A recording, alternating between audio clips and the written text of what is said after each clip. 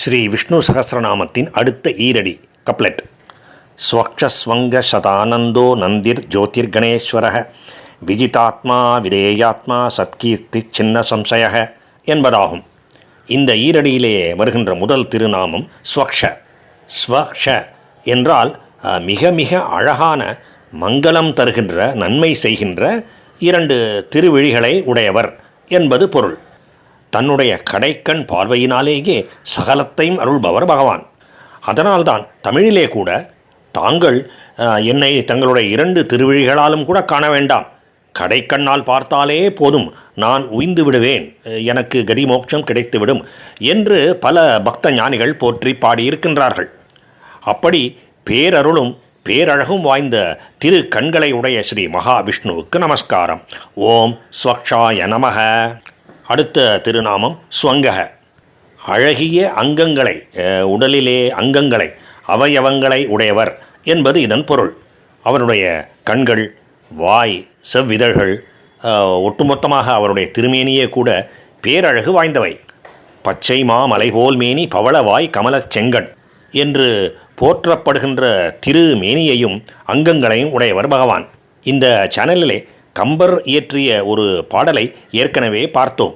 தோள் கண்டார் தோளே கண்டார் என்று தொடங்குகின்ற அந்த பாடலிலே பகவானுடைய தோள்கள், திருவடிகள், தடக்கைகள் என்று எந்த அங்கத்தை பார்த்தாலும் பார்ப்பவர்கள் அந்த அங்கத்திலேயே சொக்கி போய்விடுவார்கள், அந்த அழகிலேயே சொக்கி போய்விடுவார்கள். அதனால் அந்த அங்கத்தின் பேரழகிலே இருந்து கண்களை விலக்கி கொண்டு ஸ்ரீராமரின் மற்ற அவயவங்களையும் பார்த்து அவரை முழுமையாக கண்டவர்கள் எவருமே இல்லை என்று அழகாக கவிநயத்தோடு பாடியிருக்கின்றார் கம்பர். இதை இந்த சேனலிலே ஏற்கனவே பார்த்தோம். அழகிய அங்கங்களை உடைய ஸ்ரீ மகாவிஷ்ணுவுக்கு நமஸ்காரம். ஓம் ஸ்வங்காய நமக. பகவானின் அடுத்த திருநாமம் சதானந்தக. பகவான் பரமானந்தத்தை உடையவர். இந்த உலகத்திலே பலவிதமான ஆனந்தமாகவும் அவருடைய ஆனந்தமே, பேரானந்தமே, பரமானந்தமே வெளிப்படுகின்றது.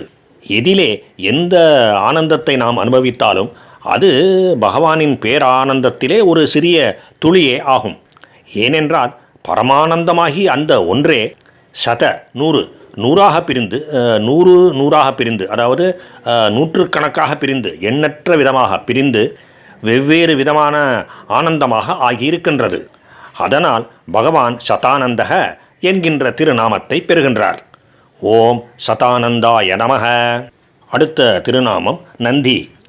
இப்படி எண்ணிறந்த வகைகளாக பிரிந்து கிடக்கின்ற ஆனந்தத்தை எல்லாம் தாண்டி பரம ஆனந்தமாக இருப்பவர் அவரே ஆவார். அவர் பரம ஆனந்த வடிவினர். அதனால் அவர் நந்தி என்கின்ற திருநாமத்தை பெறுகின்றார். ஓம் நந்தையே நமக. ஜோதிர் கணேஸ்வர. ஜோதி கண ஈஸ்வர. எல்லா ஜோதி கணங்களுக்கும் அவரே தலைவர், ஈஸ்வரர், பகவான். எங்கே எந்த விதமான ஒளி காணப்பட்டாலும் அதற்கு ஆதி பகவானே ஆவார். அவரிடமிருந்து தான் எல்லா ஜோதியுமே வருகின்றது. சந்திரனும் சூரியனும் பகவானின் இரண்டு கண்கள். விஷ்ணு சகஸ்ரநாமத்தின் தொடக்கத்திலேயே பீஷ்மாச்சாரியாரின் வாய்மொழியாக பார்த்தோம். சந்திர சூரியௌச்ச நேத்திரே. மேலும் பகவான் பகவத்கீதையிலே அருளி செய்திருக்கின்றார். யதாதித்ய கதம் தேஜோ ஜகத் வாசயதே கிலம் யச்சந்திரமசி யச்சாக்னௌ தத் தேஜோ வித்தி மாமகம் என்று பகவான் எடுத்து கூறியிருக்கின்றார்.